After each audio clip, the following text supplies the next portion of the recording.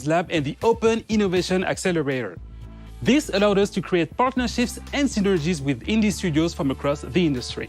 And since so many industry events were canceled this year, we wanted to showcase several indie projects and teams that Ubisoft has been collaborating with over the past few years. Our first indie showcase is developer Machine and Mensch, who is working on the Curious Expedition 2.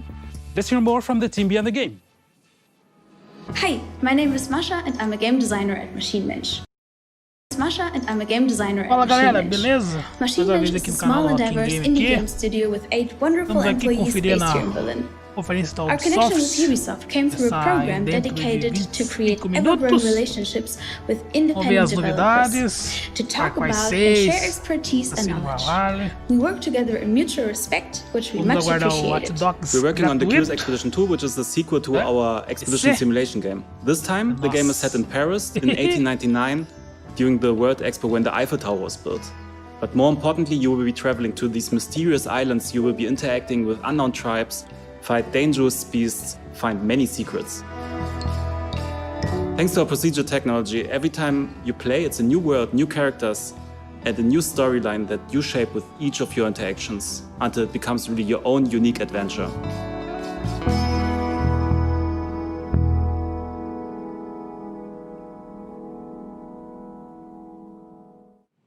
And we will have more indie guests coming up later in the pre-show, so stick around. Now, a while ago, Ubisoft released its very first live-action TV show on Apple TV+, and it's a comedy about making video games called Mythic Quest Raven's Banquet. And to keep the show authentic, Ubisoft's Redstone Studio went above and beyond by creating a playable sandbox for the game that is actually featured in the show. So now let's head behind the scenes for an exclusive look. This is the whole Ubisoft vai place. trazer Okay. novidade pra nós. All my awards at the front of my office. Isso para It's entirely quais seis, empty. hein? Isso é top, hein? So Mythic Quest is Ubisoft's first live-action comedy. The whole show is about a team that is developing a super successful MMORPG, and it's about all the people within the game development team and their relationships and what they go through in creating one of the world's most successful games. All right. Incredible. But are we sure that we're finished? When we heard about what was going on, we weren't really sure if we were a great fit because we always made shooters realistic. And we listened to the pitch and we were super excited about the idea. So we thought, all right, what does Ubisoft have that we could channel to fit this? Yes. You're fucking me. But I'm not Yes. enjoying it. It's for the game. When we started on the project, I think we imagined we would just make video clips that would run on screens in the background or something, so it would feel like a real game studio. But once we saw the script, once we started collaborating with the team, we realized, oh, they want a game, like an actual game. Of course, making an actual game would take years, so we started selecting the pieces that they really needed for certain scenes. And from there, it was not long before we said, what if we make this actually playable? What if we make it so you can connect to controllers and characters? And that's what we ended up doing. The thing that I love most is the shovel. Exploding people's heads with this thing is straight fire. Crunch, man. We had requests to do things like make a contagious viral disease in which people bleed out of their eyeballs first, then they bleed out their anus, then they vomit and bleed out their anus at the same time. Nice try. We set it up in such a way that you could trigger it in stages because we didn't know what the timing was going to be. The idea here is we can hit it and control the timing of when things are happening. So the next time you hit it, he starts puking out blood. And at this point, we would probably have the camera start panning back like this. And then you can hit the button again, and you can see the blood ocean cells have started coming in. And so now they're all bleeding out of the back end as well. And then the final is just everybody exploding and bloody gore.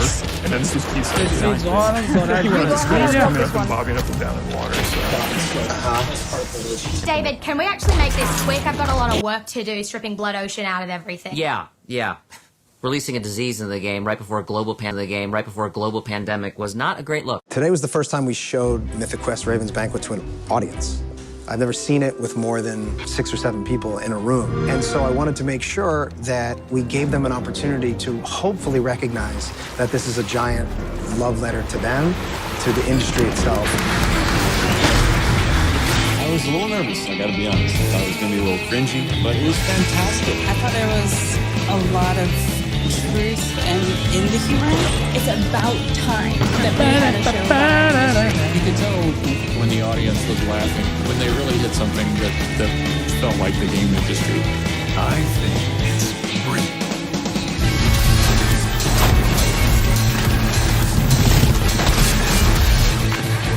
Alright, so if you have not yet seen it, the first season of Mythic Quest Raven's Banquet is available right now on Apple Plus, and a full version of the season will be coming out over the next few days. Alright, now it is time to fasten your seatbelts and start your engines as we head out to Lyon, France to visit our team at Ubisoft Ivory Tower to get an update on The Crew 2. They say the island is full of miracles. Maybe we might find a cure. Hi everyone, and welcome to The Crew 2 at Ubisoft Forward. My name is James Rees, I'm a community developer here at Ivory Tower, and I'll be your host for this quick glimpse into all the exciting things we have going on over the next few weeks. It's been 2 years, 6 major updates and hundreds of vehicles under our belt. And our latest update, Summer in Hollywood, to know my only went live a few days ago. We're in Hollywood, to heal only went his live a few days ago. Let's have a look.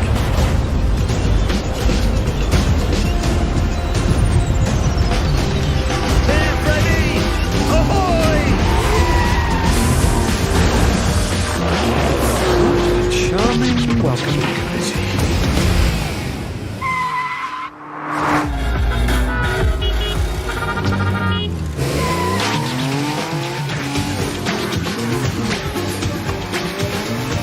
Everything I've done for my family. The last 10 years, all I've done was kill. I killed for my family. I killed anybody that got in my way. Family and who you're born with is who you die for. We can't wait for you to get your hands on what's coming.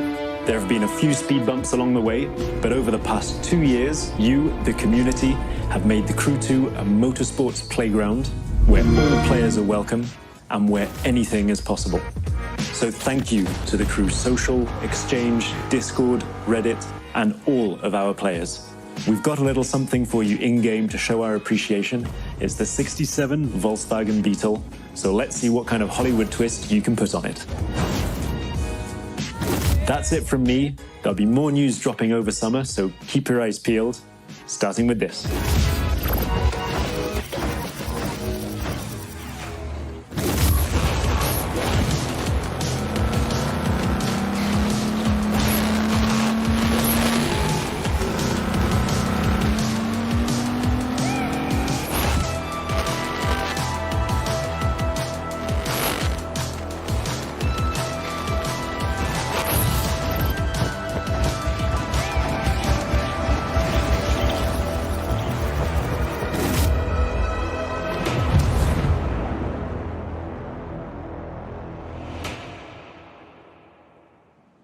In case you missed it, make sure to boot up the game right now to unlock the amazing 69 Volkswagen Beetle that was just shown in the video, and stay tuned in the near future for more info about Year 3 of The Crew 2. Our next video is from our second indie guest, Bossa Studios, who will be injecting a delirious dose of fun with Surgeon Simulator 2. Enjoy!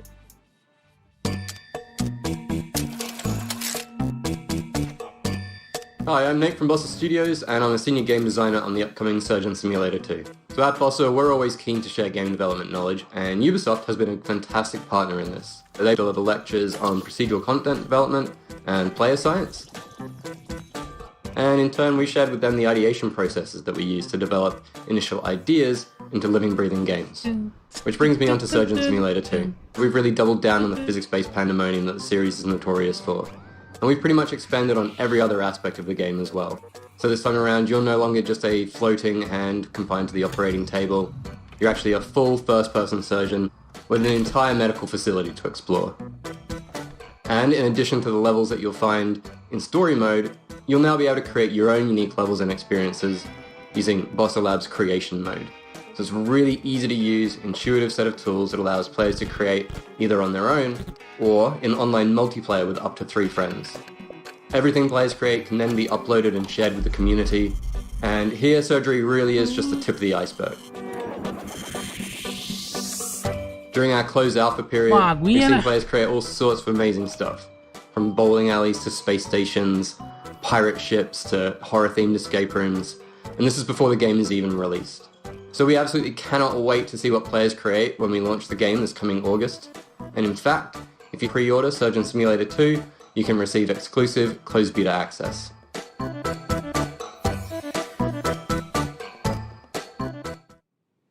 So for those of you who are just joining us, you are watching the pre-show, and Ubisoft Forward will start once the countdown on your screen reaches 0. And make sure you log into Uplay to unlock rewards as you watch the main event. But now, our next segment is about an Easter egg in The Division 2, so let's go behind the scenes with the devs from Ubisoft Massive Studio in Malmö, Sweden to find out more. Running through collapsed buildings, climbing over fallen debris, and encountering makeshift living spaces is common for players of The Division 2. Within its post-pandemic environment, many players have spotted something a bit more unusual, which has left them asking, so there's a thing in programming especially where you talk to a rubber duck, and it's a way to solve your problems. If you talk to a rubber duck and just say things out loud, it helps. One of our artists decided to take this to another level, and he used the rubber duck scaled up to like a ginormous scale and put it in the level just to remind him to do something. And it sat there for a while, and the rest of us kind of really loved this giant rubber duck sitting there for so long. We decided to put little memorials to it across the world. What started off as little memorials, and then we started adding stories to them. So there's one where these two ducks are sitting on a bench having a date together, and there's another one somewhere where he's sitting with an umbrella hiding from the rain. The idea of the ducks is similar to the rest of our storytelling, where we're trying to add some hope into the world. Because you're coming in as a Division agent to try and save what you can and rebuild, but you need to know there's something there to save. So having bits of happiness lets you know like it's still worth saving for these little happy moments. One shrine in particular became a beloved fan favorite, showing up multiple times across YouTube and Reddit. So, Karen, how was your day? Well, Luke, it's been productive. So the origin story of productive, one of our level designers made an amazing pun one day, and we decided to make a graffiti out of it and put it in the game, and it became like a duck shrine, and players started finding it and wondering where it came from. We've been finding these rubber duckies all over the map. It says here on the wall in graffiti, productive, and there's a large rubber ducky, bigger than all the other ones we've found, and he's got bottles of booze all around him. Not only that, but he has a couple soldier duckies guarding a parrot in a cage. But there's more just like this in The Division 2. What's really great about our community is they come together. They find a common thing that they want to develop or find or get unlocked, and they just put time and effort into it. We don't put them in easy to find places. So that means players are genuinely, hopefully enjoying just exploring the environment and finding all these little Easter eggs we've hidden around. And also not the Easter eggs, just the main part of the game and all the storytelling we put into it. I haven't found all of them. I don't know exactly how many there are, but they haven't found all of them. Tommy the teddy bear is a trauma teddy mentioned in a lot of lore, but the bear itself actually was not in the game. With episode 3, we put a bunch of them into the world, actually opened up an Easter egg hunt for him specifically. It's a nice little exciting moment when you kind of open Reddit and you see someone's found the thing that you kind of just snuck in under the radar and no one really knows about it. And some of the players are really clever. There's some hard Easter eggs that some of the level designers and gameplay designers have put in, and people have managed to solve it with no help whatsoever. It's a nice little exciting moment when you kind of open Reddit and you see someone's found the thing. So now that you know, be on the lookout for both the ducks and teddy bears next time you boot up The Division 2. We now have our final indie guest, Thunder Lotus Games, who were the 2017 winner of the indie series that took place in Montreal. So let's find out more about the beautiful coziness of Spiritfarer in this next video. Hey everybody, I'm Rodrigue, marketeer at Thunder Lotus. We're an indie studio based out of Montreal, Canada, and makers of the games Jotun, Sundered, and our new game Spiritfarer, which is due out later this year. Let's find out more about the beautiful coziness For the past 6 years, we've tried to make AAA quality games with a hand-drawn indie heart. Hitting a quality standard consistently in game dev is a huge challenge. There's so much trial and error on the path, and during the Thunder production, we were lucky enough to have the Ubisoft Entrepreneurs Program in our corner to help us reach our goals. As co-winners of the Ubisoft Indie Series in 2017, we received not only generous funding, but also crucial mentorship and access to the Ubisoft testing facilities. So we're grateful to Ubisoft for their support in helping us make what would become our biggest success to date. We've taken that experience with us onto what is our most ambitious production yet, and that's Spiritfarer, which we're calling a cozy management game about dying. In Spiritfarer, you play Stella, the newly appointed ferry master to the deceased. And as Stella, you're going to build a boat, you're going to explore the world in search of spirit passengers seeking passage to the afterlife. You're going to spend relaxing quality time with them, you're going to create lasting memories, but ultimately, you're going to have to learn how to say goodbye to your cherished friends. It's a game that's near and dear to our hearts, and something really special. We can't wait to share it with the world later this year. So look for it soon on PC, on Xbox One, PS4, Nintendo Switch, and Xbox Game Pass.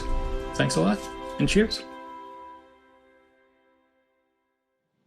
It is time for an update on our favorite motorcycle platformer with the insanity, pain, and triumph we all know and we all love. Trials Rising came out last year, but I think the team from our Red Link studio in Helsinki has a little surprise coming to the game for the fans of the franchise. So let's take a look.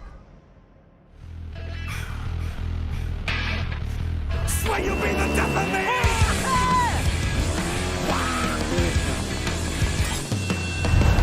Hi, we're here today to introduce you to an exciting new endurance challenge coming to Trials Rising. But to make sure that we respect social distancing guidelines, Auntie and I decided... Fire the goose now! What? Fire the goose? Fire!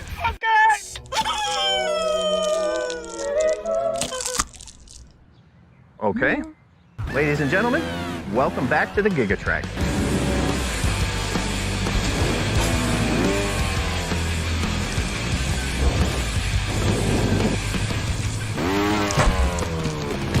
Far from a remake of the classic track from Trials Evolution, this is an all-new journey across the world of Trials Rising, in by far the longest track that we've ever put in a trial. Did you tell him it's the longest track ever? Yeah, I'm telling them now! By far the longest track we've ever put in a Trials game. The Gigatrack will take you across many different environments, from the iconic... Environment! Tell them about environment! Please! Yeah, I was just... Maybe you want to tell them. The Gigatrack is like life. It starts and it ends and it's long. Depends how you enjoy it. And also one secret thing. 4 tells transfer to 1. Prepare for the ultimate test of Trials endurance. Gigatrack releases this Thursday, July 16th for the low price of... Did you tell them it's free? You heard that right, riders. Gigatrack will be available for free to all Trials Rising players when it releases this Thursday.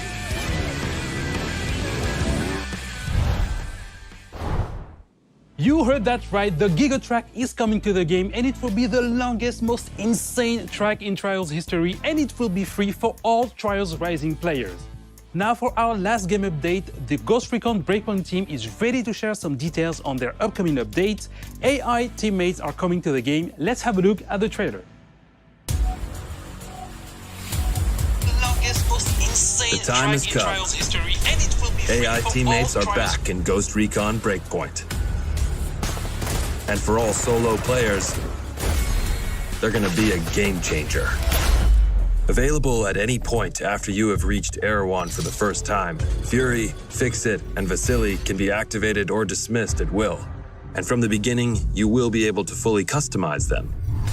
This customization includes all of the physical attributes, as well as gear, equipment, or even full costumes.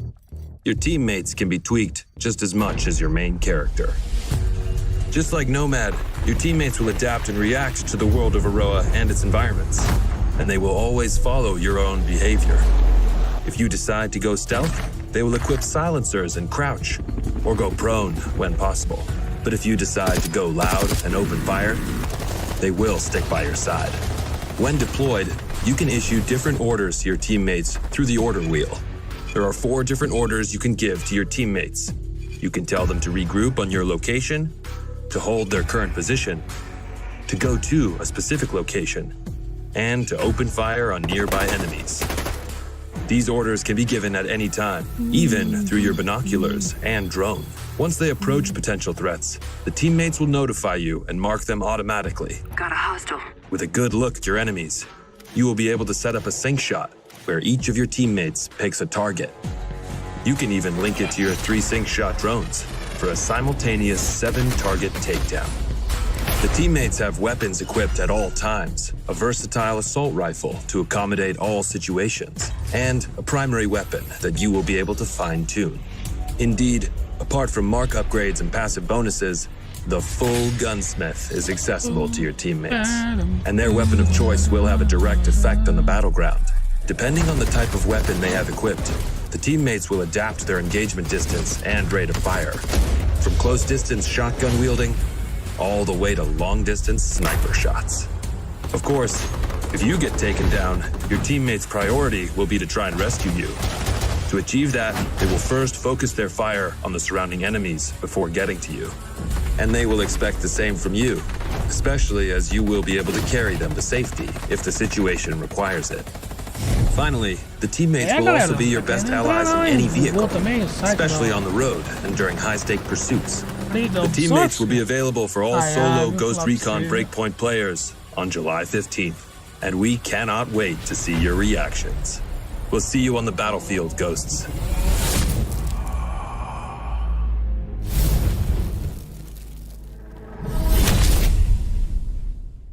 Hey Ghosts, I'm Grace from the Ghost Recon team. As you've just seen, the AI teammates are finally landing in Ghost Recon Breakpoint with our next major update on July 15th. Alongside the AI teammates, this update comes with a ton of new content, including a gunsmith upgrade, new PvP content, quality of life updates, and more. You will be able to try it all during our next free weekend from July 16th to July 20th. But that's not all. We've got one last thing to show you. Enjoy, and we'll see you on Aroa, Ghosts. To anyone listening, this is Haruhito speaking for the Outcasts.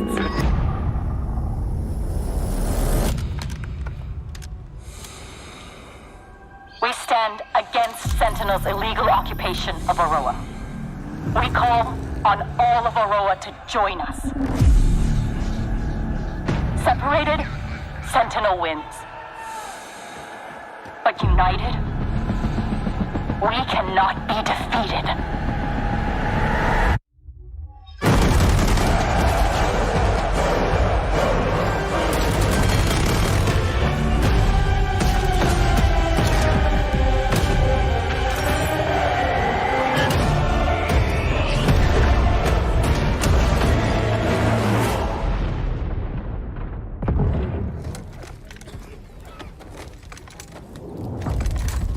Muita gente acessando ao mesmo tempo, velho. Não vai, cara.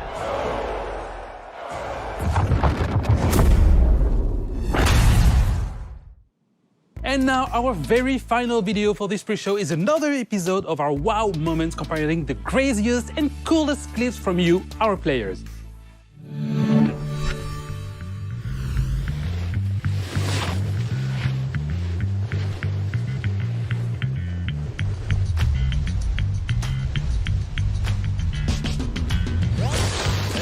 Want to try to do better than that?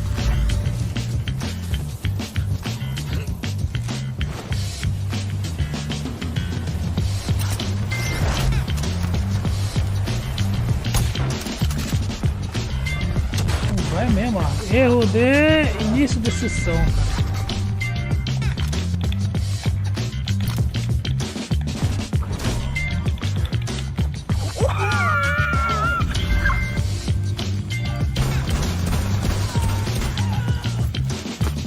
I was gonna interrogate him.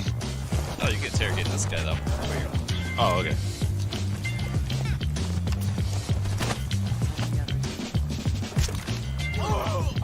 Last stop standing.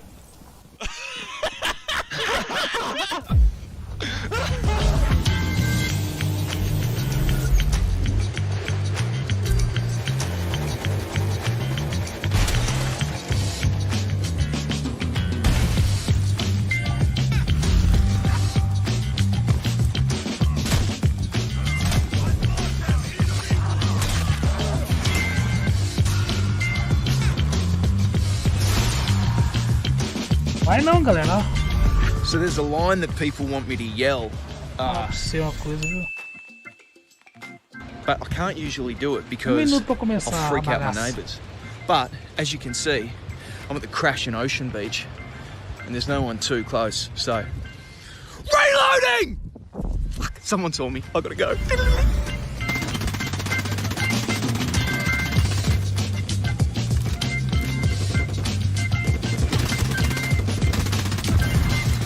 Pode, né, velho?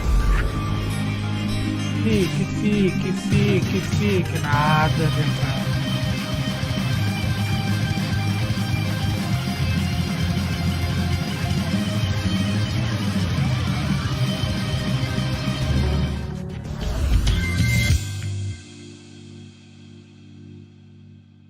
Não vai. If you also have amazing gameplay segments you captured from our games, spread the joy and submit them on the link displayed on your screen right now. All right, guys, it is time for us to wrap up this pre-show. Don't forget to stay tuned for our post-show featuring a deep dive into the world of Assassin's Creed Valhalla. Thanks a lot for watching this pre-show and enjoy Ubisoft Forward.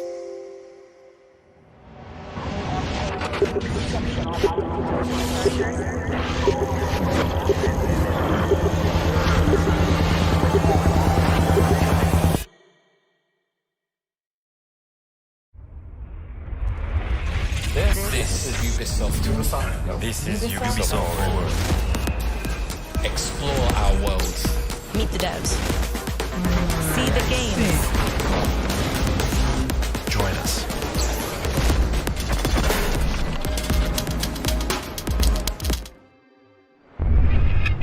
Hi everyone, I'm Neelam Kumar and I'm very excited to be co-hosting the first Ubisoft Forward with the talented Yusuf Mageed. Today's show is all about getting up close and in-depth with all the exciting games we have in production here at Ubisoft. I'm Yusuf, but there's no time to waste. So let's head straight for the streets of futuristic London and see what the hackers of DedSec are getting into.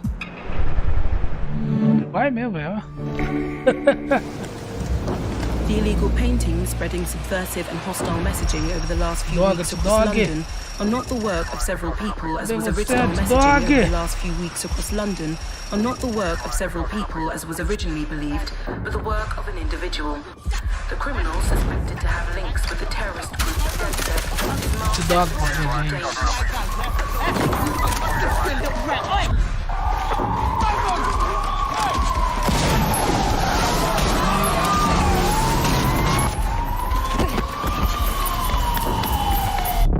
Authorities recommend not to approach the individual. First, they came for the foreigners, and I did not speak out, because I was not a foreigner.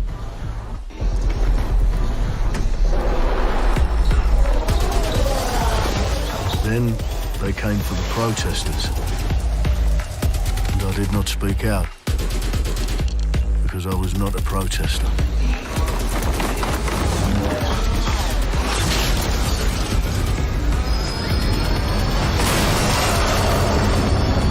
Then they came for the journalists, and I did not speak out, because I was not a journalist. Galera, não tá dando pra entrar no aplicativo não, pra pegar o jogo, hein. Tá doido, tá? Bugado tudo, travou tudo. Street artists, but I did not speak out, because I am not a street artist.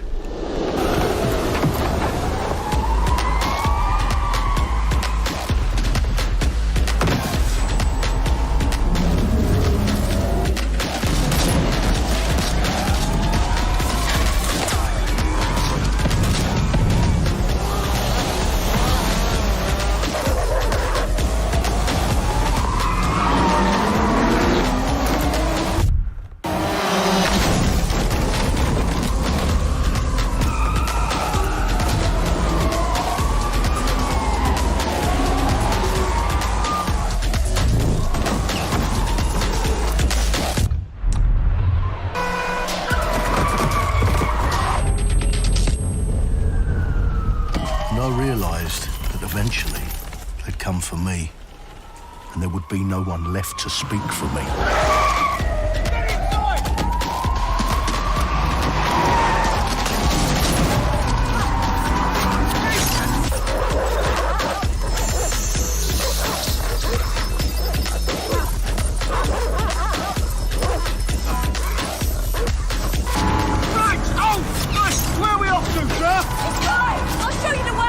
Okay, sorry, miss. Jesus! All right, so we're in a total mess now, so let's get the hell out of here.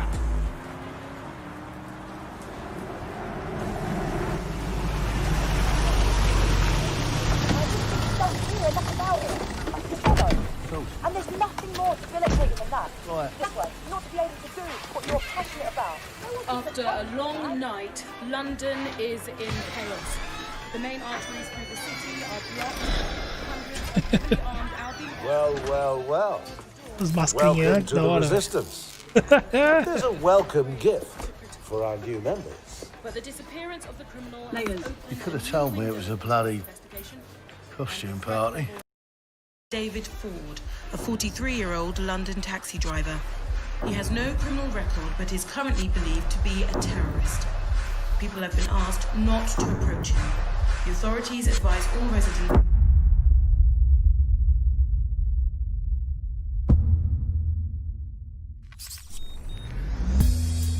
I'm Clint Hawking. Clint has been a longtime creative force here at Ubisoft, and now he's bringing this vision to Watch Dogs Legion. So yeah, what we just saw was an amazing short film by the director Alberto Mielgo that was inspired by Watch Dogs Legion and looks at the game and the universe and the characters through his incredible artistic vision and visual style. The city needs a resistance.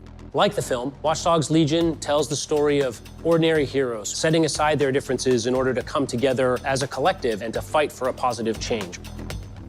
You can literally recruit and play anyone who you see in the open world. You profile people that are interesting to you, you help them with their problem, you play their origin mission. Just help me get some closure and I'll do whatever you want. Sounds like a DedSec problem. Leave it to us. And that's how you recruit them into your team. And then they become the heroes of the game and the stars of your story. And what are you doing in my flat? You with Albion? Please, think more underground. You with Albion? I'm tickled, but think more underground. What, DedSec? Yeah, right, I'm Che Guevara. You're done. And they make the story not only, unique to them, but unique to you as the player and personal to you because they're, heroes that you've chosen and invested in. What would I say to fans? I guess I'd say, take care of yourselves, stay safe. Welcome to the Resistance. Our London town. A modern metropolis. Built on history and prosperity. Only took 12,000 years to build it up, and one night to tear it all down.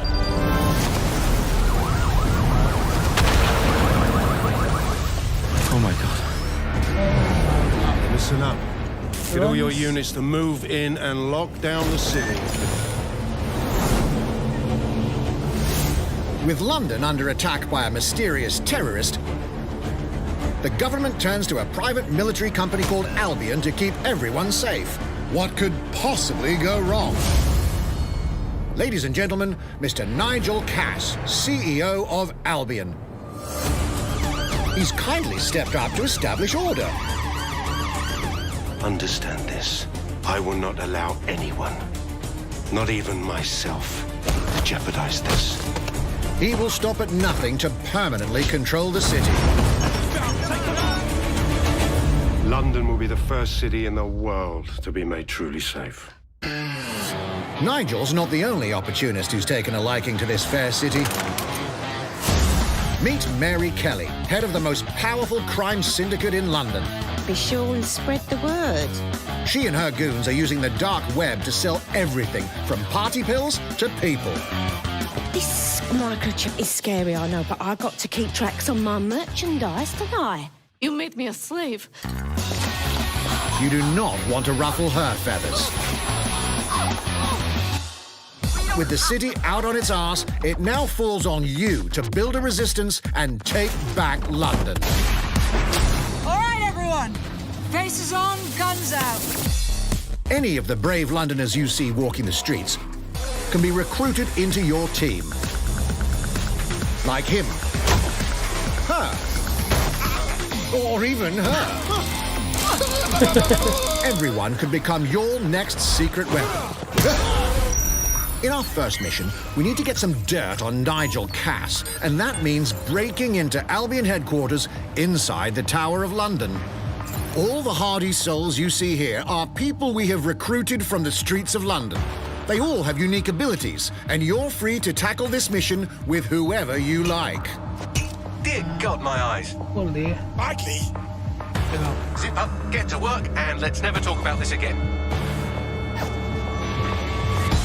Like everyone in DedSec, Arthur can hack pretty much whatever. But as a construction worker, he has a particular set of tools that make him handy. He can even call his own cargo Usa a arma drone. que você tiver, né? Colar drone gigante. Crashing when you're not invited. And who needs a regular old gun when you have a bloody nail gun? Come here, you soidoid shit boy.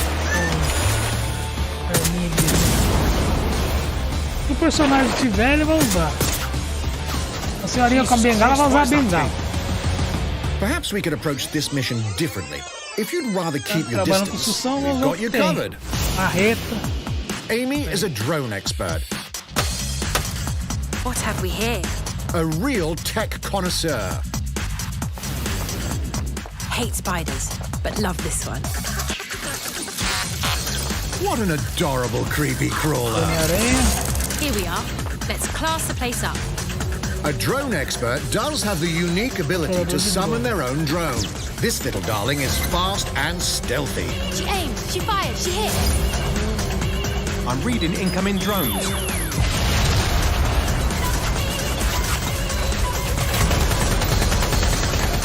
She can also hack enemy drones, turning the tide in her favor. And if you are not into direct confrontation, there are more ways than one to get the job done. Recruiting an Albion officer like Brielle here might be challenging, but it'll get you inside restricted Albion areas. Don't mind me, just doing recon for a bunch of insurgents. However, do anything suspicious and she'll probably wind up with a bullet in the back of her head. You've been approved for entry. We're missing the human element here. I can get the Defence Minister on the line right now. Well, if you feel you must.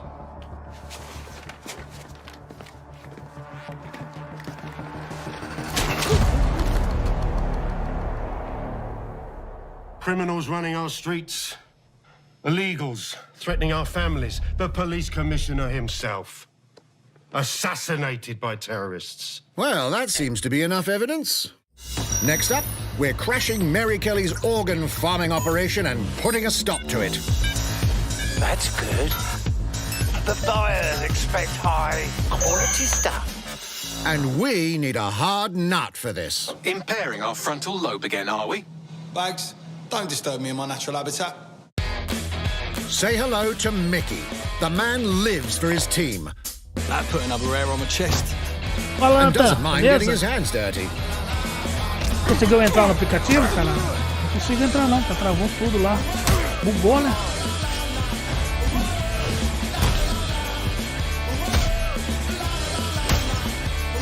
He does have a slight drinking problem, though. Tem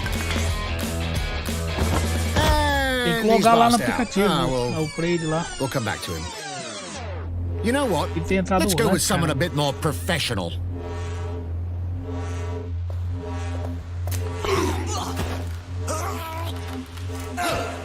It's almost crass to call him a hitman.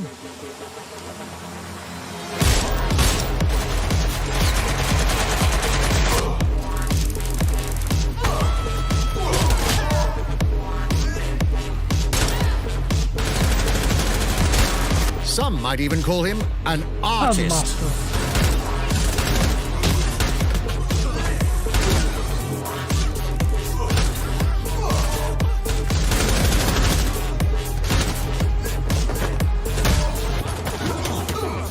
Here's the bastard responsible. Done and dusted. Not bad if I do say so, innit? Not everyone in London is a legendary assassin or a super spy, but everyone can be a hero.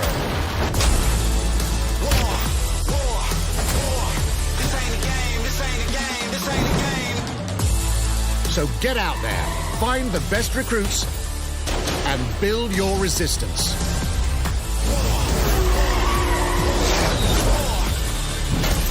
It's time to take back London. Fiquem. Pré-ordem. Qual? Outubro, dia 29. Outubro já? Aí sim! Plunging the player into a living, breathing city teeming with unique locales and characters has always been a central pillar of the Watch Dogs series. So what goes into building those worlds? Here's Amanda Munt to tell us more.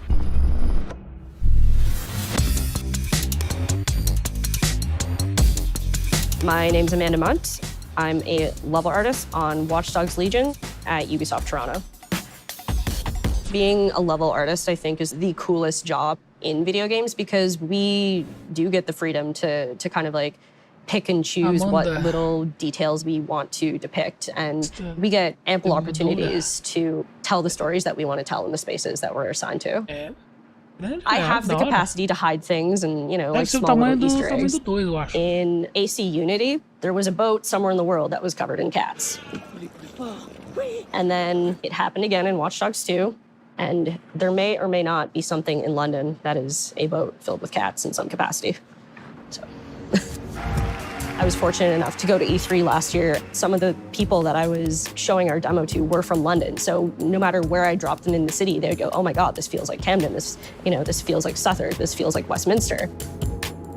When people are talking about some detail that I've put into the world and they're excited about it, like that feels so good as somebody who, you know, builds these worlds with care. I love it. Surfs.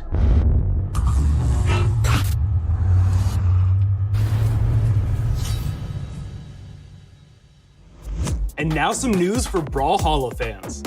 In just a few weeks, you'll be able to battle it out with your favorite legends on iOS and Android devices.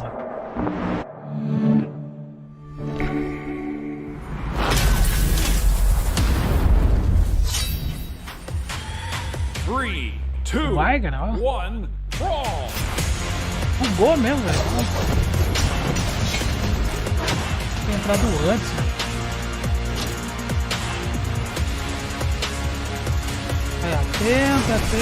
Tenta, não vai.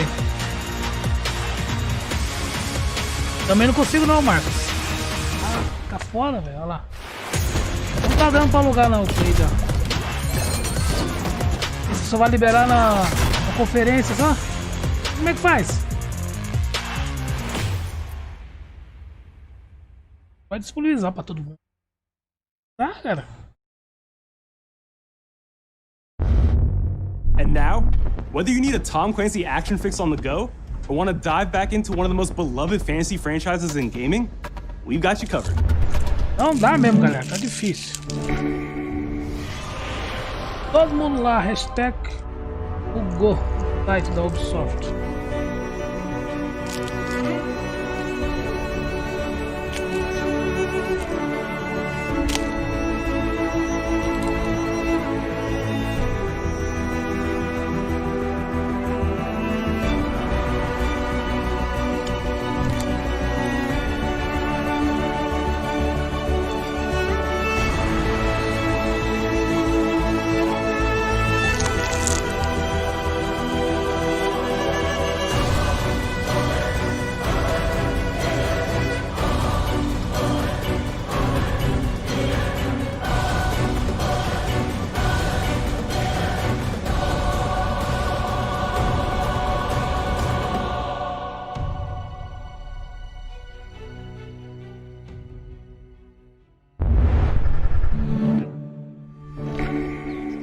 The target is being held on the ground floor. Go, go, go!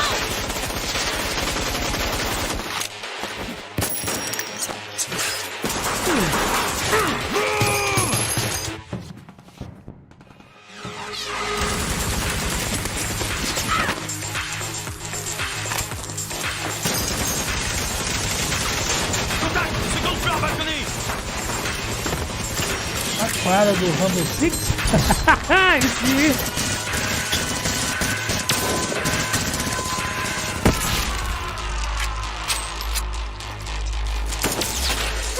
Contact! Moat chain is down. Request air support. Target northeast rooftop. Roger. Inbound, danger close. I need an EMP deployed now. EMP imminent.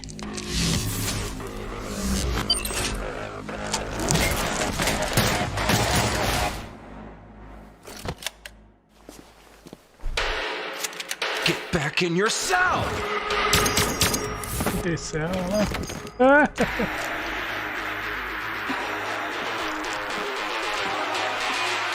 Hey, take this. Don't make me regret this.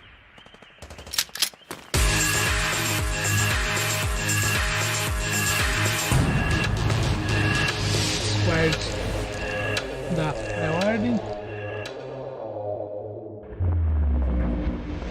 Speaking of Tom Clancy, it's been 5 years since Rainbow Six Siege first launched, and the community has never been stronger.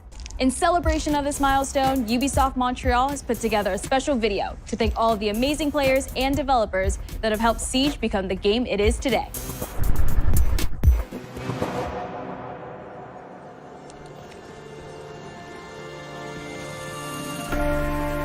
In December 2015, a small team released Rainbow Six Siege.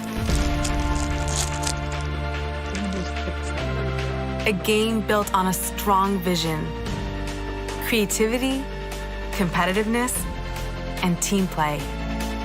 Pour le joueur, le 1er décembre, c'est un début, mais pour nous aussi. Il faut tout de suite s'engager et dire aux joueurs, ce jeu est installé, tu peux t'y installer aussi, et nous serons là.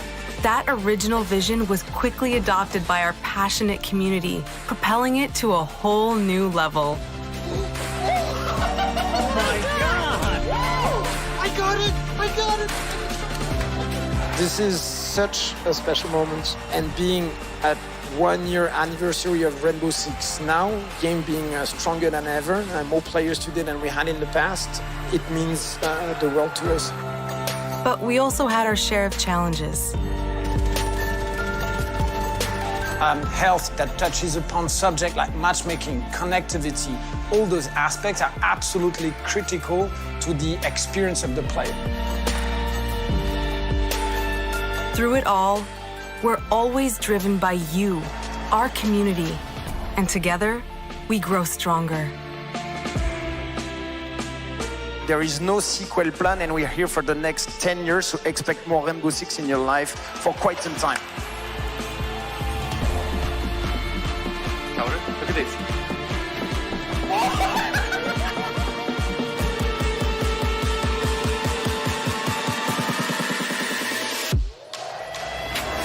Tous les succès, c'est vraiment le résultat de autant de nous que de vous. Ce jeu, il est autant le vôtre qu'il est le nôtre, nous, l'équipe de développement. Now 60 million players strong, we're just getting started. Vai de novo. Vai, galera. Entra. Ó. From the devs that build the game to the community that plays it, thank you.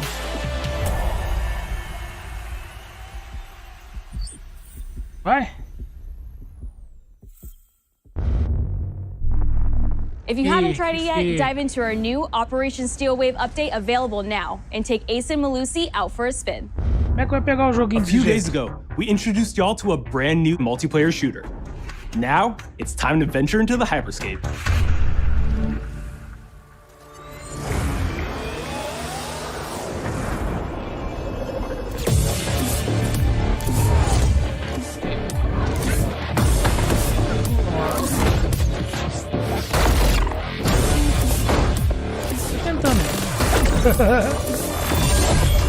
Wait, what was that? A hack in the hyperscape. That's not supposed to be there. Let me get you all to speed, okay? About 30 years ago, everything that we feared about our future started to come true. We made some good decisions. We made some bad decisions. Actually, we made a lot of bad decisions. So, here we are. 10 billion souls living in the crush of the megacities. But the people at Prisma changed everything.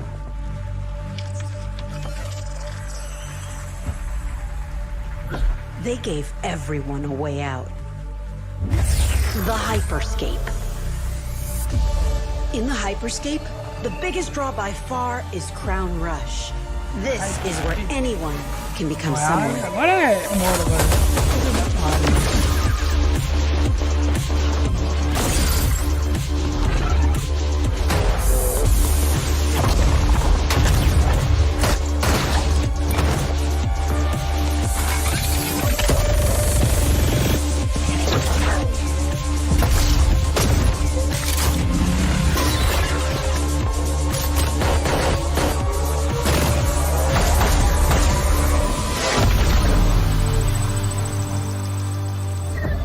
If you get good at Crown Rush, it can change your life. But strange things have been happening lately. Rumors of people getting hurt. Users disappearing from the real world. A darker secret lies at the heart of Hyperscape. And we have to find it. Some of us are searching for a way up. Some of us for a way out. And for others, a new way altogether. That's what brings us to the edge of the future. To the Hyperscape. I'm JC, Creative Director on Hyperscape. JC's work on Far Cry Primal and multiple Prince of Persia titles has established him as a top creative here at Ubisoft. For me, what's exciting is we started building it from scratch. Seeing it grow, adding ideas is really cool. Hello, contender. Welcome to the Hyperscape. The game takes place in 2054. It's in a future where humanity has grown a little darker. One of the companies there, they are launching what's called the Hyperscape, which is a virtual world and the internet of the future. It's the place where everything converges. Within the virtual world, there is a battle royale that takes place in the virtual city of Neo Arcadia.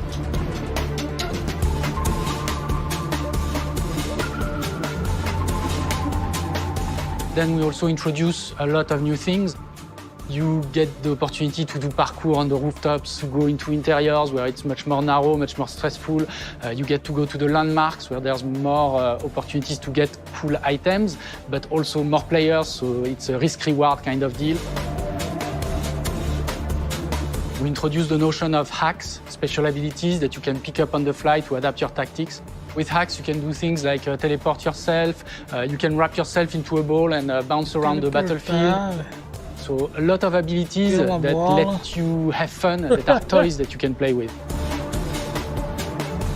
And finally, it's made as a spectacle, so all the viewers will be able to interact with the game on different levels through the Twitch extension. So every few minutes, there's going to be a vote, and viewers will be able to decide what effect they want to affect the whole battle. So things like changing the gravity, infinite ammo, or stuff like that. So players, while this happens, really have to adapt to all kinds of stuff that is happening. So for me, it's really exciting because right now, as we speak, we're launching the open beta, and so it's going to be available for free-to-play for all PC players worldwide. And I really want to thank all the players, all the streamers, and all the viewers who participated in tech test and who will participate in the open beta. Here's a short glimpse of what you can expect.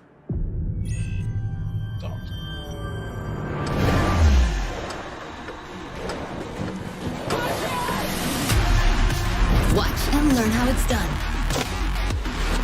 Perfecto. Showtime. That's mine. Let's show them what I'm made of. Go time.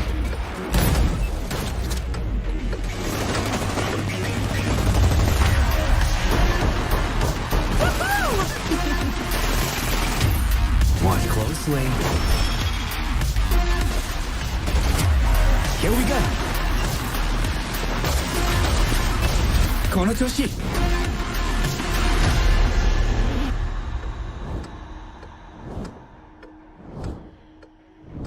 PC Open Beta. Já tá liberado já? The digital world of the Hyperscape gave our artists and developers incredible freedom when it came to designing characters. Production manager Ana Maria Musca is going to take us behind the scenes of character design. My name is Ana Maria Musca. I'm the production manager for characters and weapons on Hyperscape. We have paid an exceptional amount of detail to our characters. We switch different outfits, different fashion statements, different tattoos, different materials until we see them as real individuals, as real people. So the second you pick a character, you see them in game, you understand what their motivations are and what drives them and what challenges them. This was the first lineup of characters. This is our default base, but even starting from the hair down, everything has been meticulously thought of. Would this person actually like this type of outfit? Would this person enjoy the type of tattoos that we're putting on them? Will they actually like to be in this body? Each season, we plan to produce new outfits for these characters. So we're hoping some of our players are gonna see the effort and maybe even correlate some of the accessories to what's gonna happen in the game. We're very excited to see it in people's hands. As we move into the next generation of gaming, Ubisoft has been working closely with console makers to take advantage of all the extraordinary capabilities these new consoles will offer. Now we have a special guest to tell us a little more. Hey everyone, Phil Spencer from Xbox. With Watch Dogs Legion, Ubisoft is supporting smart delivery. So you will get the absolute best version of the game on any version of Xbox you're playing on. On Series X, you'll get to take advantage of the amazing work the team has done with DirectX ray tracing to create an absolutely immersive version of London like you've never seen before. Ubisoft has a unique ability to create immersive worlds, setting a new bar that continues to drive our industry forward. I'm a huge fan of Assassin's Creed. I love the time I've spent exploring the world in Assassin's Creed Odyssey. And I can't wait for you to see the gameplay from Assassin's Creed Valhalla that's coming up now. All right. We know you've been waiting to hear more about this game since it was announced back in April. And now it's time for a deep dive into the world of Vikings. My name is Julien Laferrière, and I'm the producer of Assassin's Creed Valhalla. So a couple of weeks ago, we announced Assassin's Creed Valhalla, and the reaction from the fans was just amazing. The time period of Vikings is really, really inspiring. When we did our research, we found that, they were not mindless barbarians. Vikings were actually farmers trying to find new lands for them to settle. And so they had really human motivations. So for us to have this opportunity to tell kind of the real story about Vikings and kind of separate ourselves from the myths and the folklore is really something that drove us to make this game. The team went to Norway and England to take the same roads that the Vikings did, to really experience what it meant to be a Viking at that time. And then leaving Norway, which is barren but majestic, and just coming by boat in England and see those rolling green hills full of sheep, full of life. It's just this moment that most likely the Vikings felt as well. You need to see this land of opportunity. And this is exactly the feeling we want players to experience in this game. It is a personal adventure, it is the story of Eivor, a Viking chieftain. Eivor is either a male or a female. You decide when you start the game. They will have to leave Norway to settle in England because you just can't live in Norway anymore. There's too much political pressure, no resources available.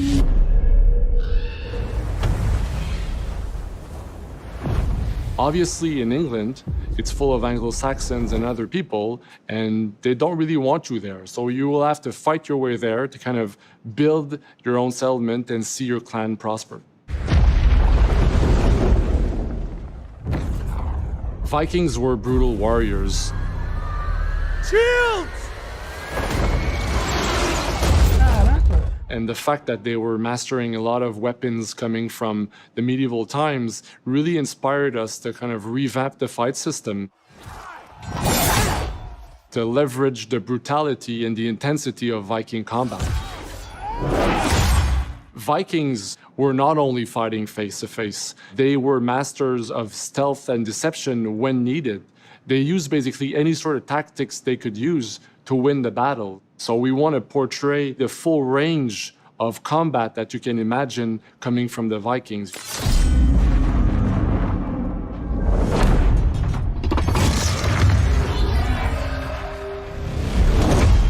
We are very happy to finally be able to show you the game we've all been working on.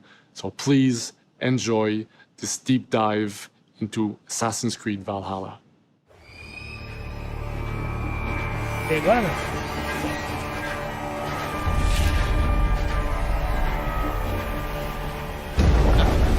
In Assassin's Creed Valhalla, you will relive the epic saga of the Viking invasion of England. You play as Eivor, a Viking from Norway, who will lead his or her battle-hardened warriors across the North Sea to the British Isles. Eivor is driven by an ambitious goal, to build a thriving Norse settlement in a hostile land. For the good of our clan, it is time we go a Viking. Today we raid, that tomorrow we may build. England is a dark age tangle of broken kingdoms and warring dynasties, a land of opportunity and riches. As you prowl England's rivers by longship, you may raid locations you spot from the shoreline. Ground your ship and blow your horn to lead your raiding crew into battle.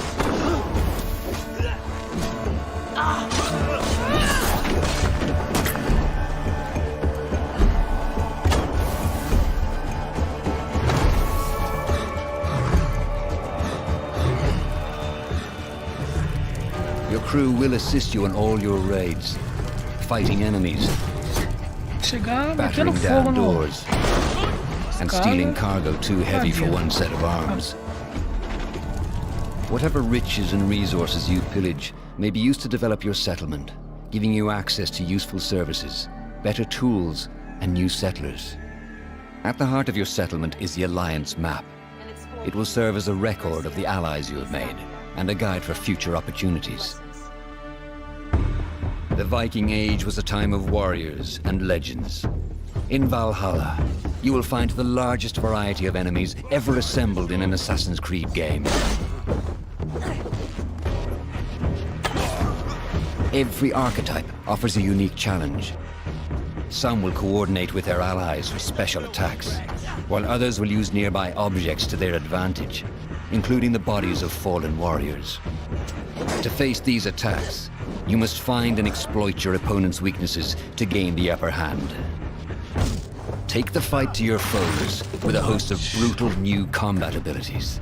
Snare them with a Viking harpoon. Pummel them with throwing axes. Incapacitate them with the new stun system to keep them at a distance, or finish them off. Dual wield any two weapons you wish to unleash a deadly combination of attacks. Customize your fighting style as you see fit, and become a legendary Viking warrior.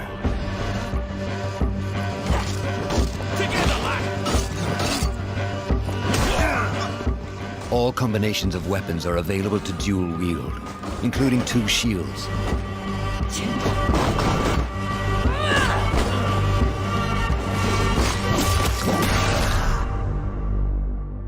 Not all situations call for violence. In this new land, a Viking must find a way to adapt. As Eivor is not welcome in England, you may need to outsmart your enemies, avoiding unwanted attention in towns and bustling cities. Use Eivor's hood and cloak to blend with crowds, and slip past watchful eyes, an unseen hunter among the people.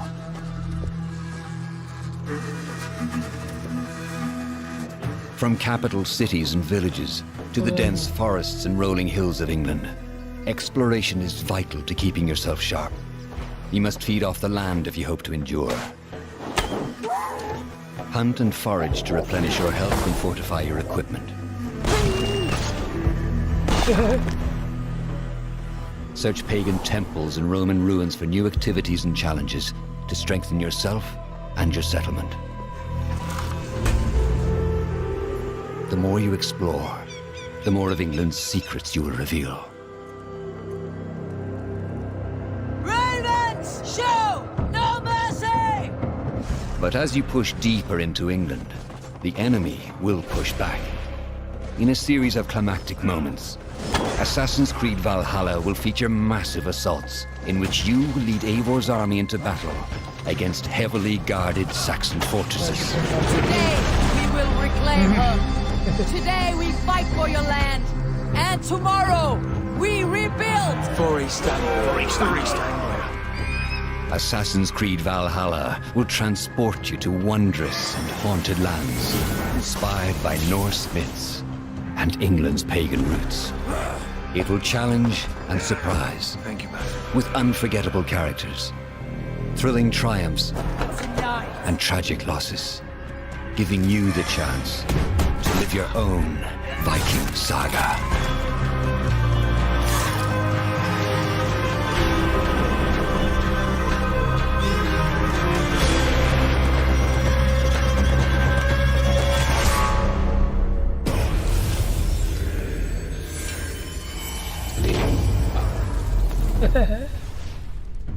Top, hein?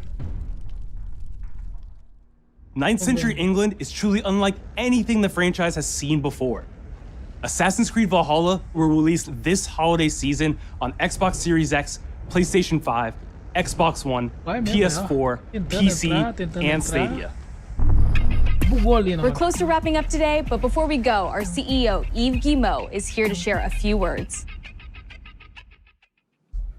I hope you will have enjoyed what you have seen today and that you will love playing these games. I'm proud of our teams for delivering an ambitious, broad, and creative lineup of games. And we haven't shown you everything yet. In fact, we have a lot more to come. So you will have another Ubisoft Forward to reveal even more about our upcoming games. But before ending this show, we have one more thing to share with you.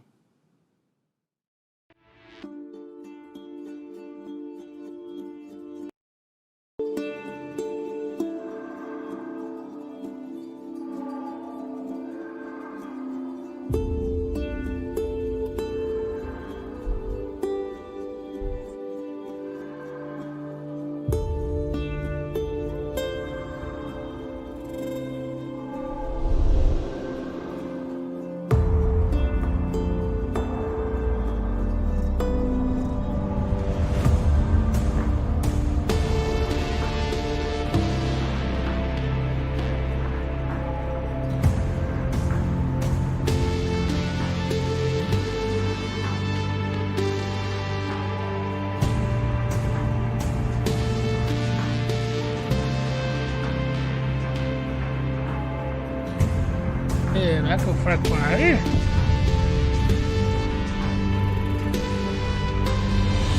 É, o Fraco vai 6 ainda. Aí sim. Eu joguei desde o 1, 2, 3. 3 é sensacional, mano. Nossa, 3. Achei as duas vezes, né? 4, 5.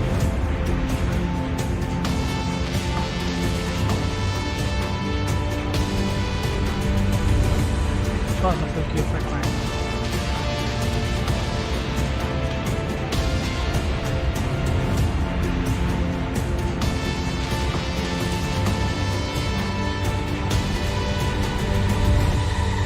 É. 6.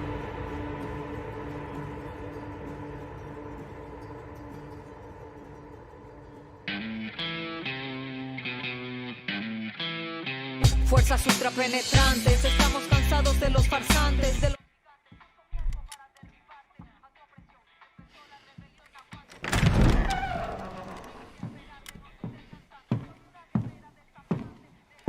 It's beautiful, amigo. Perfect, but useless. I have something for you, Diego. Give me your hands. Papa. Now, the grenade is simple. It has 4 basic parts. The shell, which contains the explosive, the fuse, the handle, and of course, the pin. What are you doing? Pura.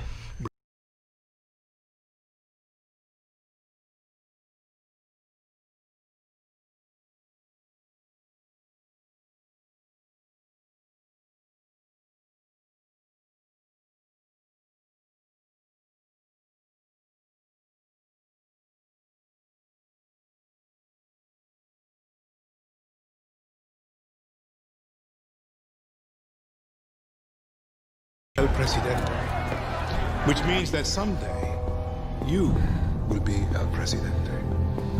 And our people, they do not know how to be happy. They are torn apart by opinions, noise, indecision, strangled by their own freedoms. And even if you have love in your heart, even if you want what's best for them, if you only want to save them from themselves,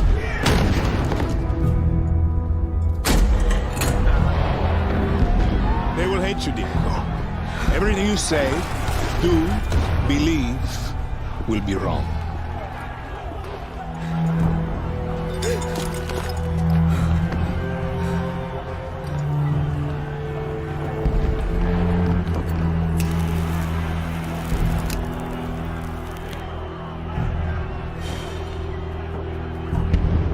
They will answer you with screams,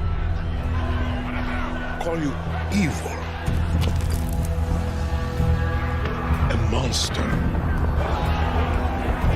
and give you this. So you tell me, are you evil?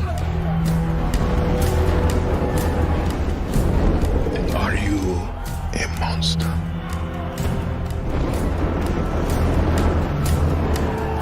Because our country is like this grenade, except it has 2 basic parts. Our people.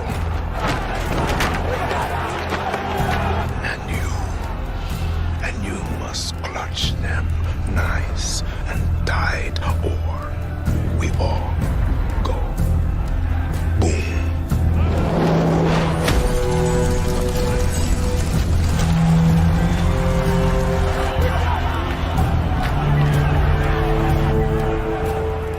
Understand now. Prove it.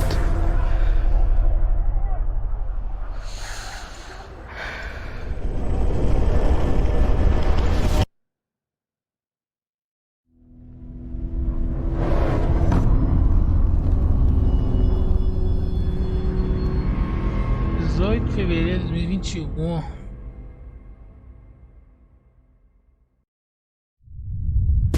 And with that, we're wrapping up our first Ubisoft Forward. Today, we've seen the next generation of Assassin's Creed, the birth of a resistance in Watch Dogs Legion, the cyber chaos of Hyperscape, and the epic reveal of Far Cry's newest installment, along with so much more.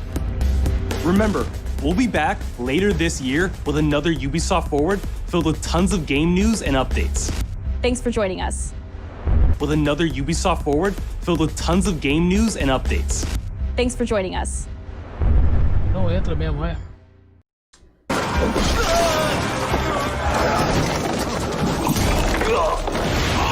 Hey everyone, welcome to the Ubisoft Forward post show. My name is Yusuf Magid, and this is Assassin's Creed Valhalla. We're going to take a deep dive into about 30 minutes of gameplay, and we're joined by a very special guest here. Hey everyone, this is Philippe Bergeron, otherwise known as Fizz. I am the quest director on Assassin's Creed Valhalla.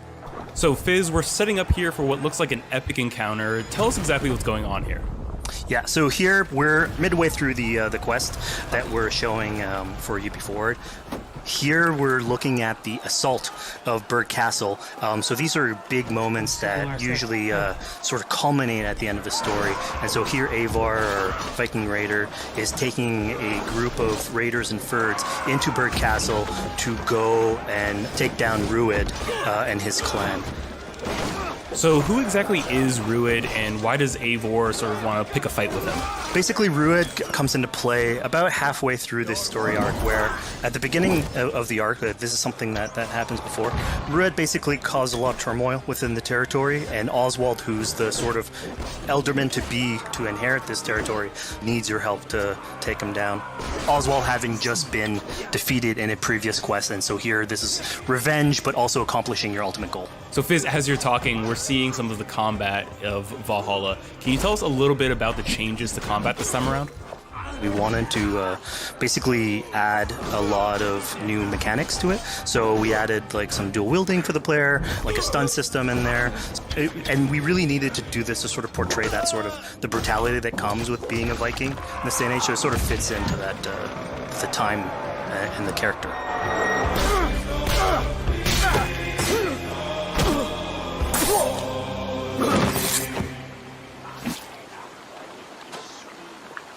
Oswald.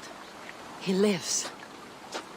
Oswald lives! Eivor, is that you? Shut your ass, twig spine. Here, Eivor has taken her entire army through the assault, and finally it's revealed that our Elderman, our ally, Oswald, is still alive, and Rued has him captive. So this is what it comes to, Wolfkist? 2 Danes fighting over a filthy Saxon whoreson? If this swine is your prize, come and get him. So now that we've seen that Oswald is alive, we have Rued within our sights. What's the next step here? So the next move for Eivor is to finally face off against Rued. She has her allies. They can take care of the rest of the army. Now it's time to go one-on-one against Rued in one of our boss battles, actually. Your battle is not yet won, Oswald.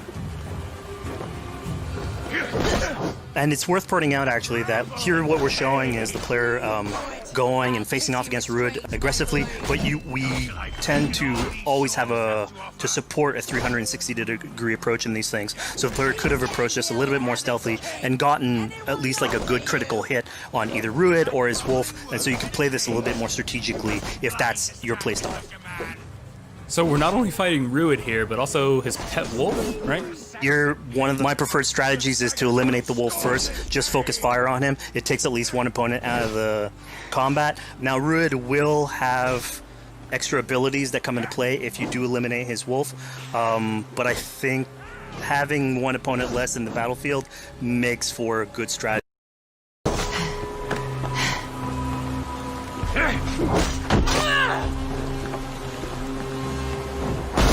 Your efforts. Only the cold dark of Niflheim awaits you. Valhalla is my destiny.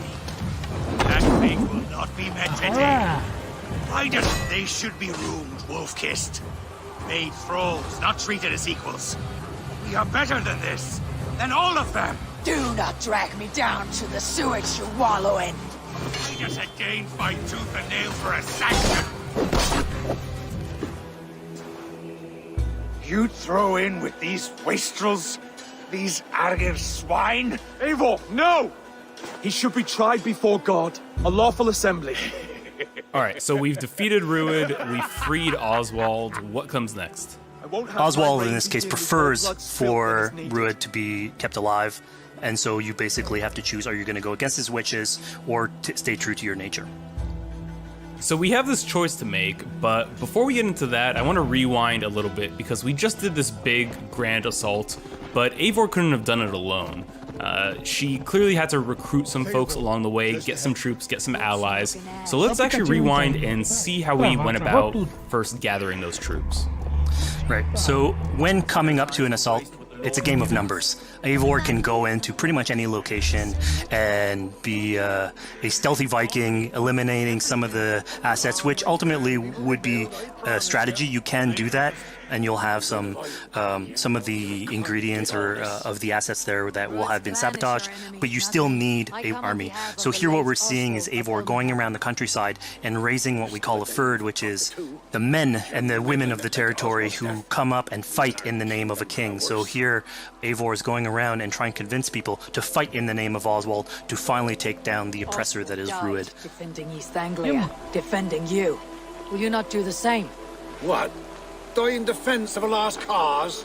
Yeah, so she's really using like the image and like the leadership that Oswald had, what he meant to the people. In his name, she's going to recruit these people. Pretty words, Dane. But the men of Theovard have their own battles to fight. So we're told by this Reeve that there are troops, there are allies that he can add to our cause. But first, we sort of need to do him a favor. Is that right?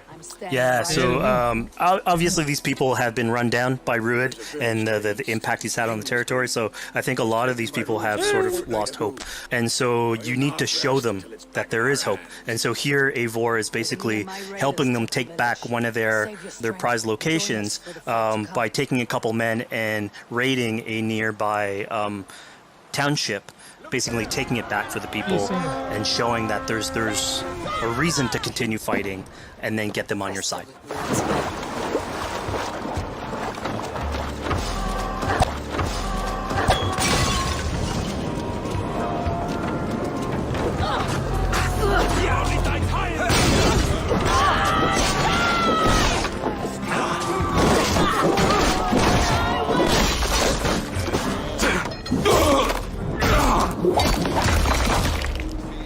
When Eivor does this, obviously you have access to a full news, though, depending on what your playstyle is.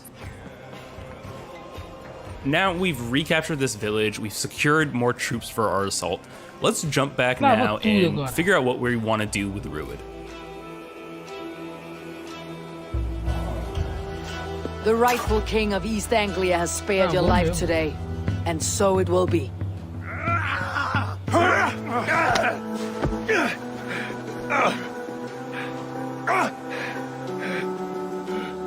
Compassion is a virtue suited for anyone, Eivor, including you. Thank you. Eivor decided to let him live. Rued is really angry about that. Being a Norse Viking, being put to the death in battle is your road to Valhalla, so he was basically denied access to Valhalla in this situation. Obviously, all of these decisions come into play later on in the game, so we have very difficult decisions for the player to make. We didn't want to have easy decisions. Yeah, you know, when I was playing, I decided to listen to Oswald and spare Rued's life, but what exactly is the relationship like between Eivor and Oswald?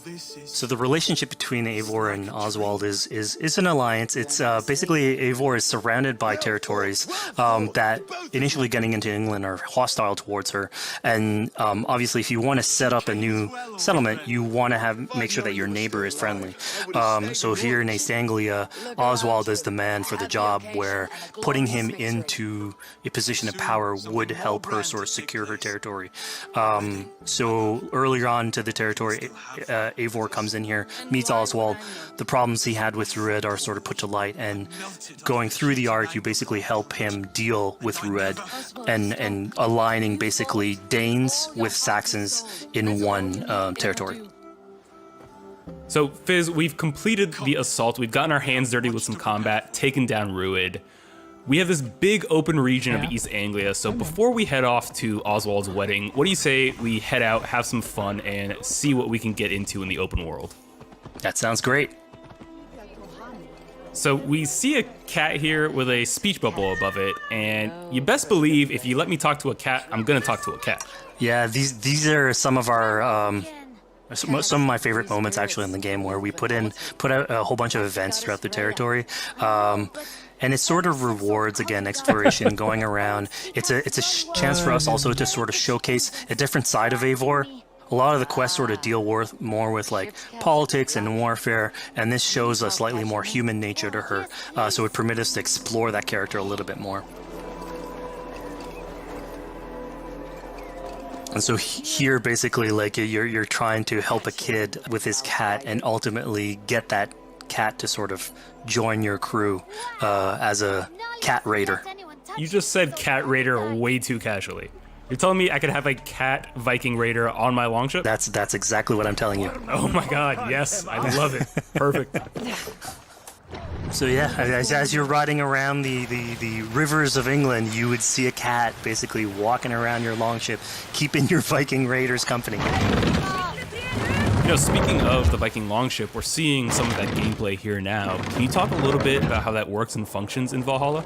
Yeah, so starting out on this project, I think the Viking longship is one of the biggest images that we all have when we think about Vikings in our game. And so Vikings had this awesome design for longship that had a very shallow hull, so it permitted them to go very far inland very quickly, and you could basically disembark Viking raiders like on pretty much any shore. We added that into the game where you can basically sail up to any location and then just decide to disembark with your guys and raid a location, loot all its treasure, get back in the ship, and then continue sailing down the river to your next opportunity. So I know past Assassin's Creed games allowed for songs and things like that to be sung on ships. Will Valhalla have a similar version of that? Yeah, so this is something we actually wanted the crew of your ship to become like your home away from home. So we added stories and songs into the ship. So basically, as the player is going around, you could decide to have your skald sort of sing a song for you as you row down the river. But you can also decide, depending on who the raiders are in your ship, to hear more about their life. So you can actually queue up stories, and they'll give you a little bit more background on who they are. So you get to know your sort of fighters as you're traveling around the world, which is a cool moment. So here we're seeing a bit of a different view. What exactly are we looking at? We had this on previous Assassins where you would like ride on your horse and you could pull out, have the horse sort of follow the track. We have a similar thing for the ship where you can put up your sails. It's cruise control for the ship, so you can pull back, take in the scenery, listen to some songs or some stories, and just take it all in.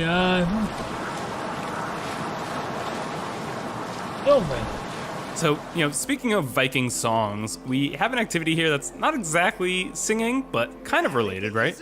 Yeah, so here what we have is what we call flighting, which was an activity that Norse people would partake in. They would like to have a battle of wits and sort of poetry where insults would be thrown back and forth between each other. The idea was to try and have a good insult, but also to have a good rhythm and a good rhyme in there. So it's basically a precursor to rap battles. Here's the silver.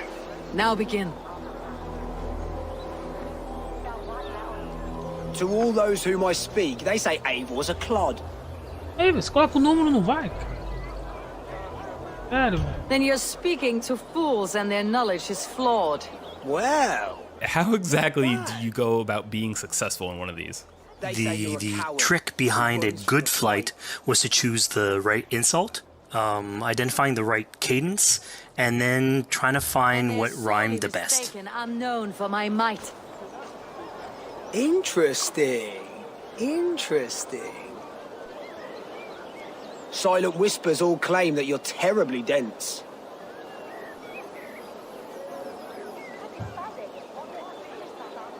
Then you've clearly misheard them. My wit is immense. Oh, you looked out with that one. Well, what a surprise. Eivor of the Raven Clan is a true talent. I'm shocked. Don't believe everything you hear, unless it touches on my flighting. Then heed every word. Take the coin. So now that we've proven our sharp tongue and wit, I think it's time for a bit more relaxing activity. So we're fishing here. Yeah, that's it. So we gave Eivor a fishing line, so you can actually throw out a line and go catch some fish. This is used basically to to play into our new health loop, where the player will lose health in the world, and it doesn't automatically regenerate like we would have in the past. So you actually have to go out and get some supplies. So you'll find mushrooms and some food that you can gather. But here, like you can also catch some fish and consume that to regain some health. We also will sometimes have it in certain quests. So it's a good way to sort of chill out on the side of the water and just, again, take it all in.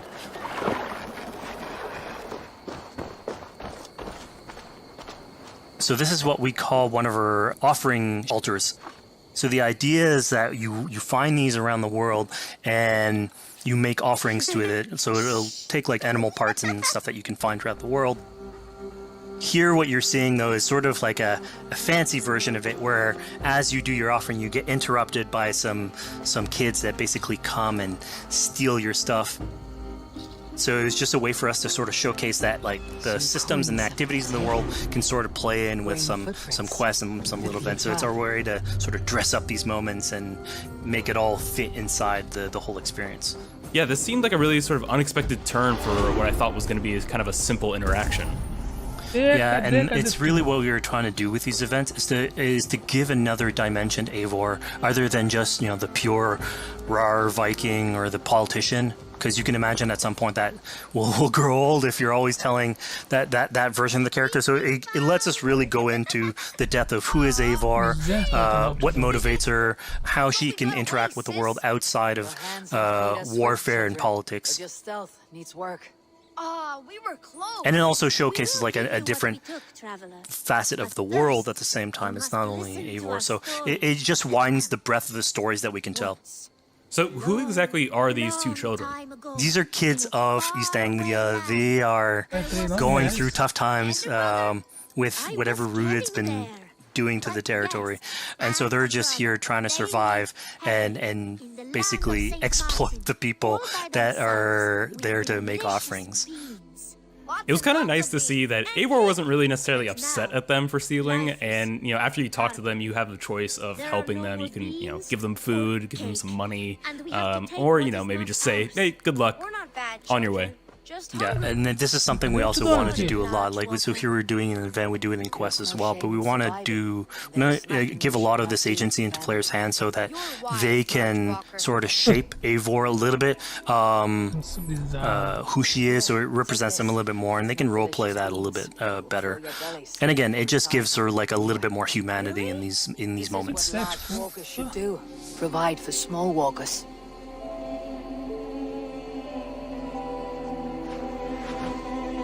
Here, large walker. A necklace? Yes, it's a St. Martin seal. You're welcome here anytime, large walker. You're one of us now. Visit us, okay? I will. Take care now, small green walkers.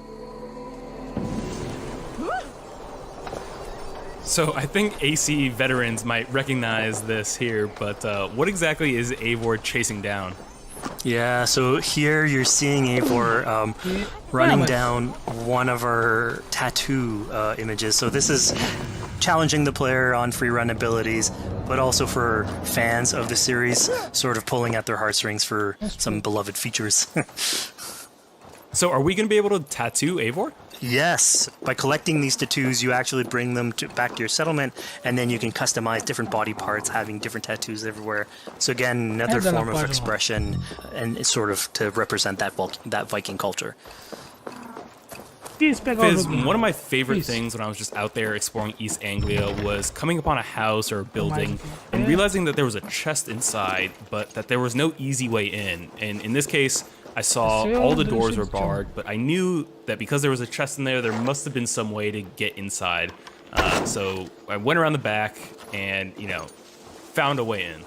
Yeah, I'm glad you actually caught on to that. You're pointing at something that we wanted to work on a lot on Valhalla, where we wanted the exploration to make you feel smarter. So we played a lot with puzzle solving, so making sure that every house that you find sort of appeals to you, like it draws your attention, and then when you want to come and explore, it's not given to you. You still have to work for it a little bit, so it'll challenge you on your observation skills, logic, just trying to find how do I get into this. So we play a lot with level design, quest design to offer challenges to players, and you basically come out of it like with a better feeling for the exploration, but you also get to see more of a story behind these locations, which we've crafted. So it gave us a little bit more time to sort of slow down the experience and tell a different version of a story.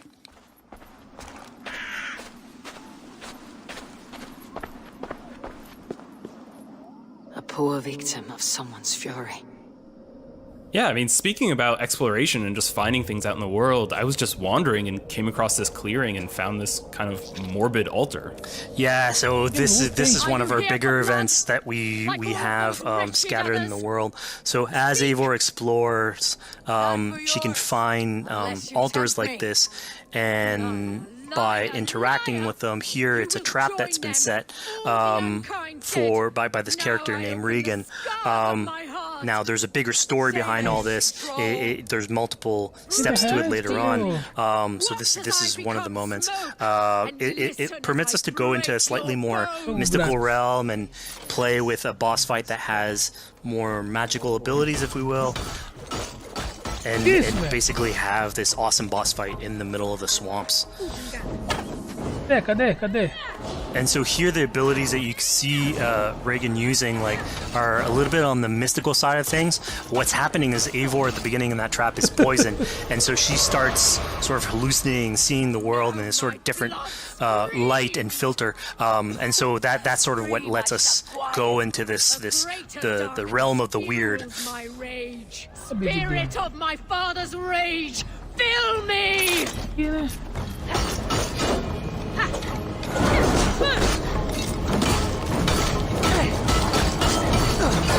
Nossa senhora. Não é possível.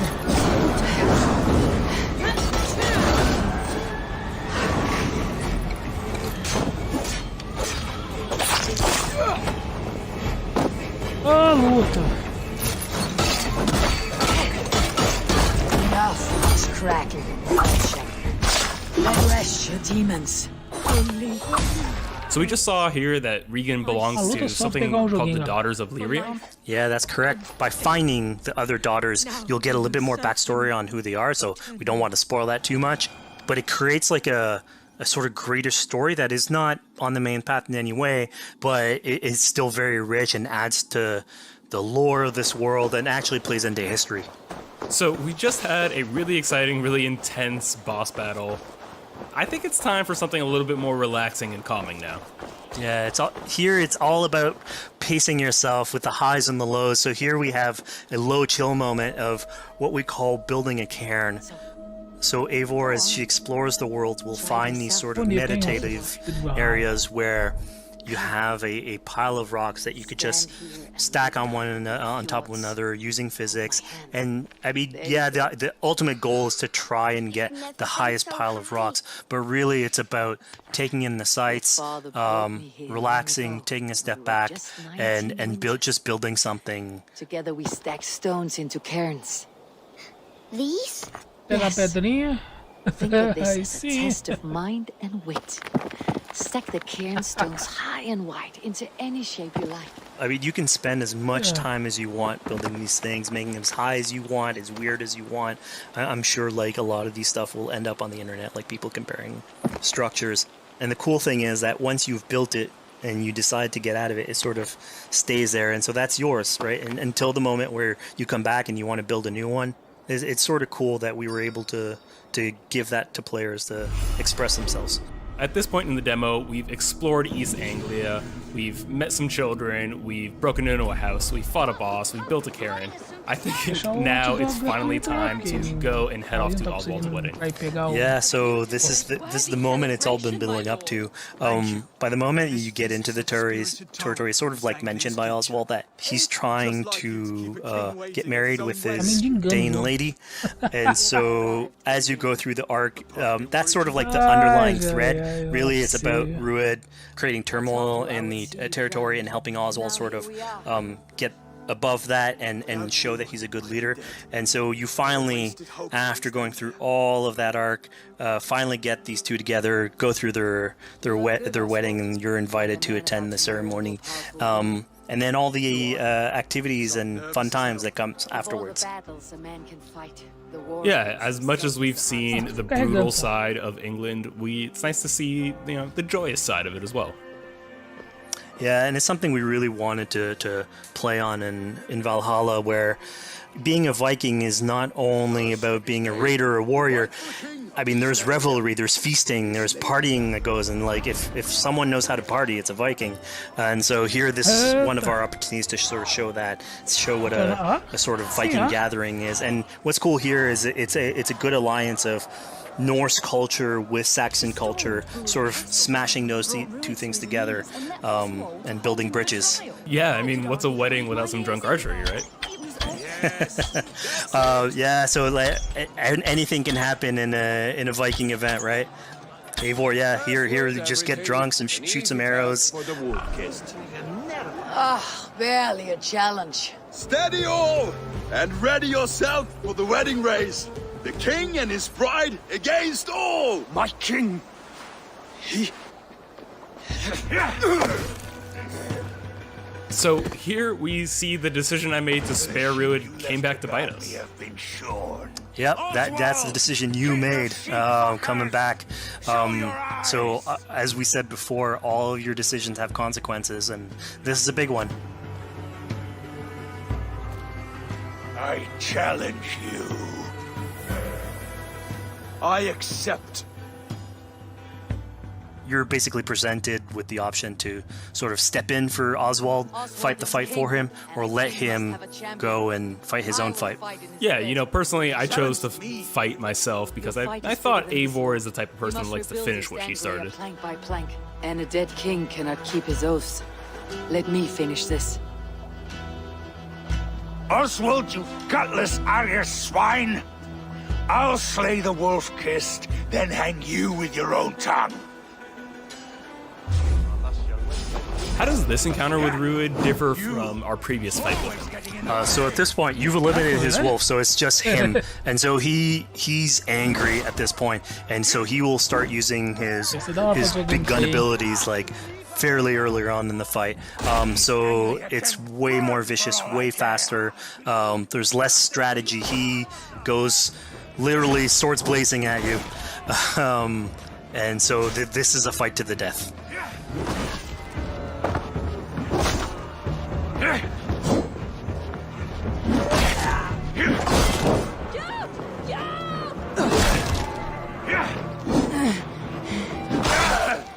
And of course here, like, this is a decision you made to go and fight him, but there's multiple outcomes to this scenario. You could have let Oswald fight his own fight and prove basically his station as the rightful leader.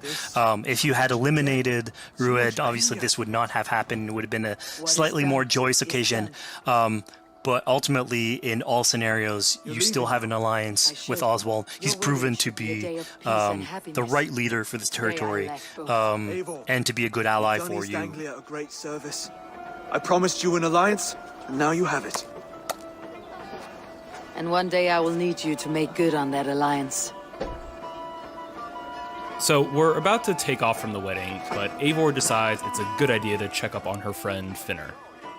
Yeah, so Finner is probably one of the more recurring characters in this arc. You get to meet him very early on. He's a very endearing character, sort of used to have a Viking life, sort of misses it, and going through all these adventures together is sort of like lights that fire back, and so he's willing to join you in your raiders.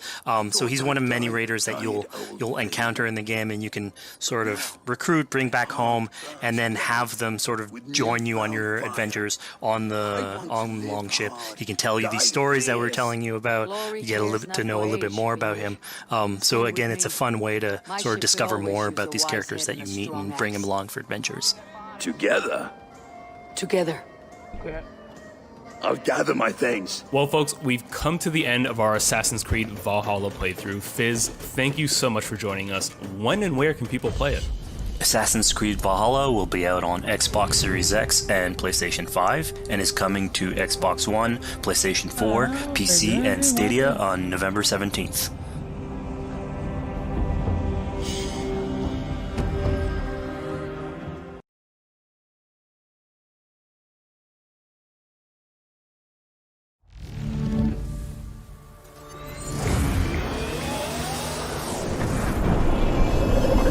Hey everybody, thanks for joining us. My name is Eric Pope. I'm the Senior Community Developer on Hyperscape. And I'm Graham Jennings. I'm the Senior Producer on Hyperscape.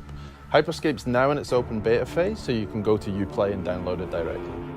So a little while back, we recorded a match for you so we could walk through it moment to moment, explain what's going on throughout a match of Hyperscape. There's a lot going on with hacks, guns, the gameplay. So Graham and I are going to walk you through it right now, and I hope you'll enjoy.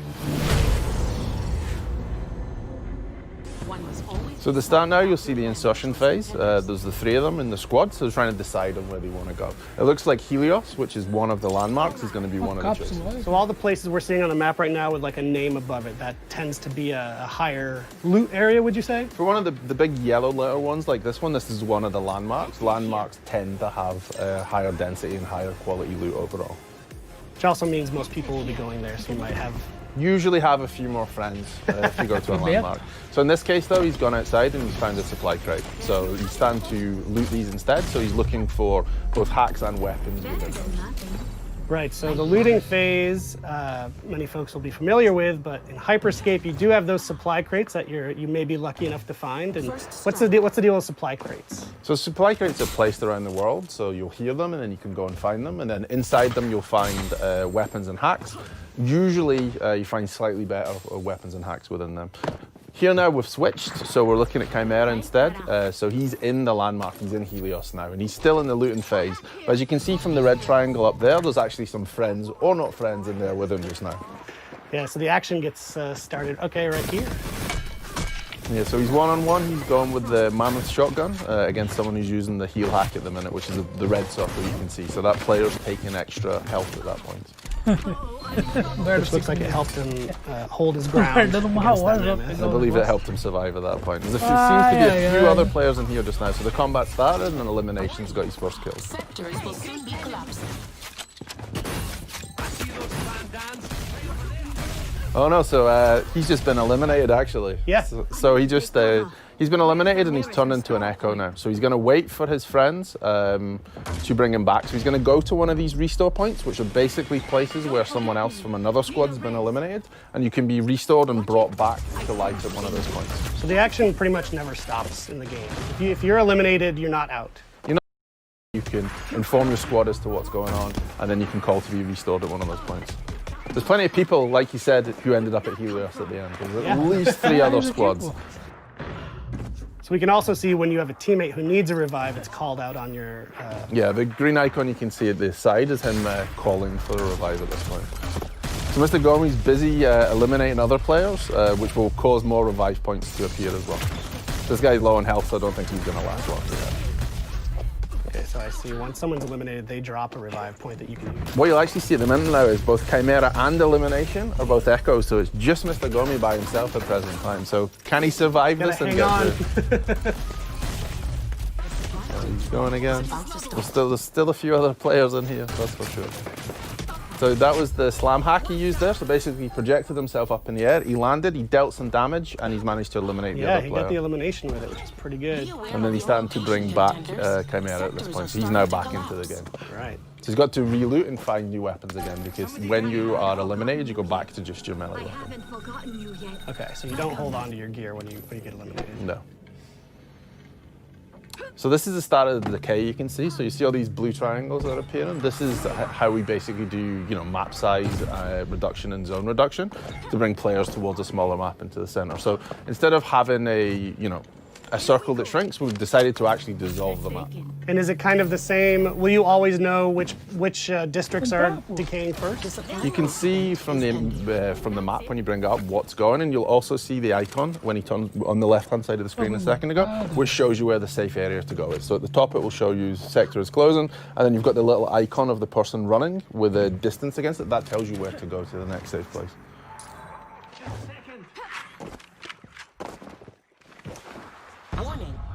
So I see Mr. Gummy has pinged that spot to sort of regroup outside of the landmark. We're going to take some height as well to start to be able to look for other players and to keep themselves a little bit safe. So he's seen another player, so he's starting to throw salvos at him and probably the skybreaker. You see the red exclamation mark? That's basically his teammates pinging and saying, hey, there's an enemy over here. And he's been shot out from behind, so there's definitely players around. You'll see him going to go high again to try and take some positional advantage to get up, because he knows there's another team on the roof up there. And he doesn't want to be below them, especially not with his salvo grenade launcher.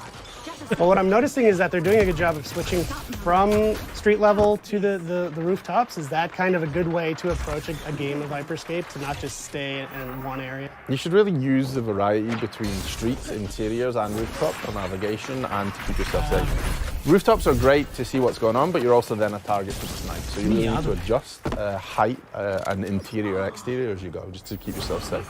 And to aggressively loot too, to find the best stuff.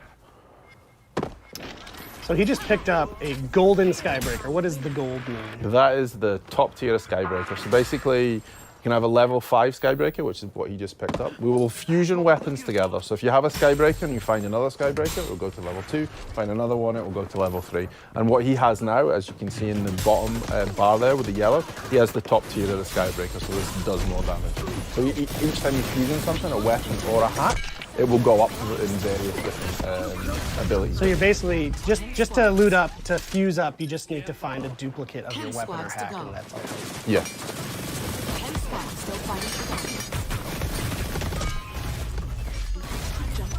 So you'll see though, on the left, when you see the other players' names, you can see that Mr. Gomi has 2 yellow weapons and a yellow hack. So he has 2 fully fused weapons and 1 fully fused hack.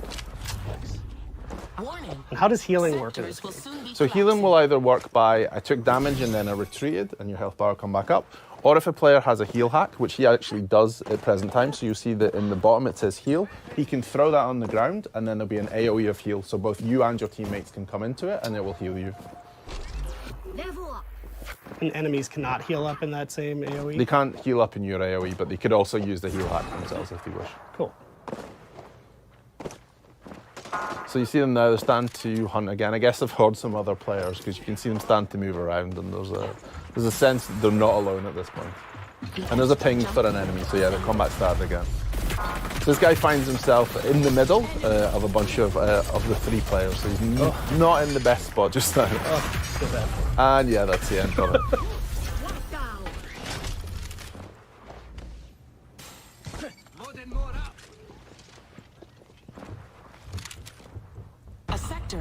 So if you manage to fusion one of his hacks then again. So here you'll see the decay started. The player found himself out in the decay as it was starting. He had no cover left, so you find yourself out in the open, and they eliminated him with a Ripper at that point.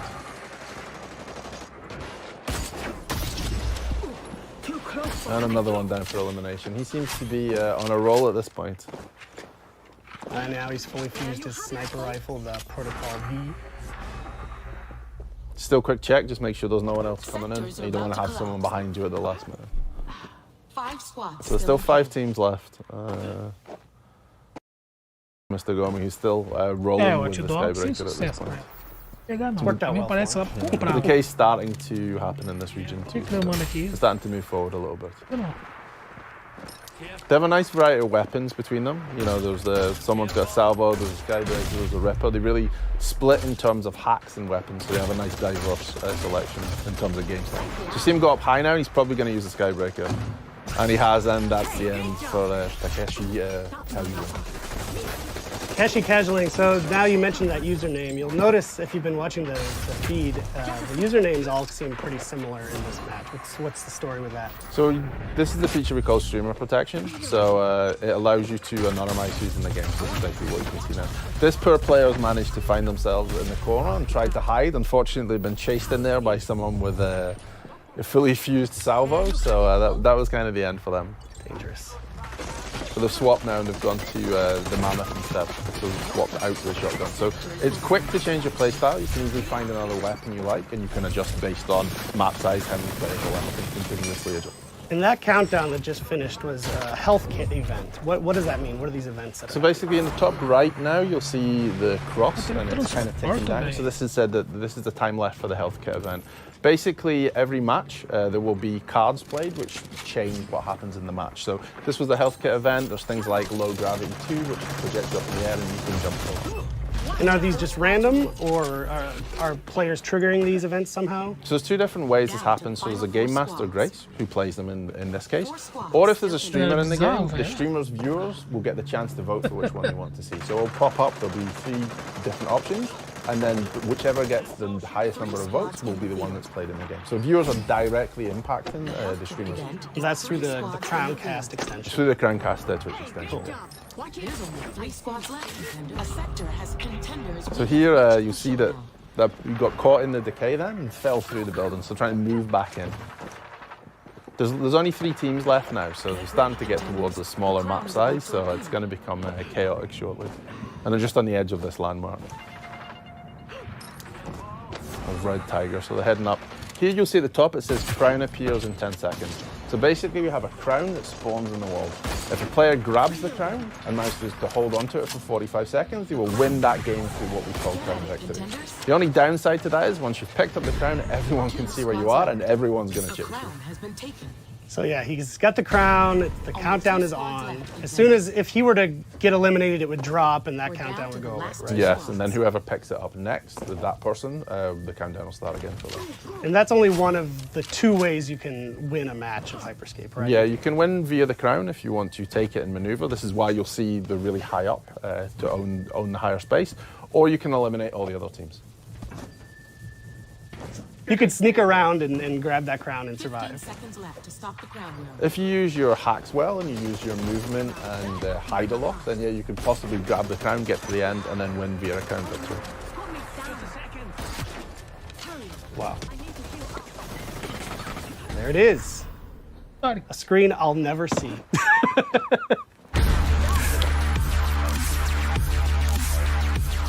All right, well, that was just one match of the frenetic, fast-paced game, Hyperscape, that we are both very lucky to work on. Thank you for joining us. Thank you for watching Ubi Forward in this post-show. As we mentioned before, the game's available right now in open beta on PC. Just go to Uplay to download it. And we're also thrilled to be taking part in a Twitch Rivals event with the information appearing magically on the screen below us. So Graham, thank you for your time. Thank you, Eric. Have a good day. And we'll see you in the Hyperscape.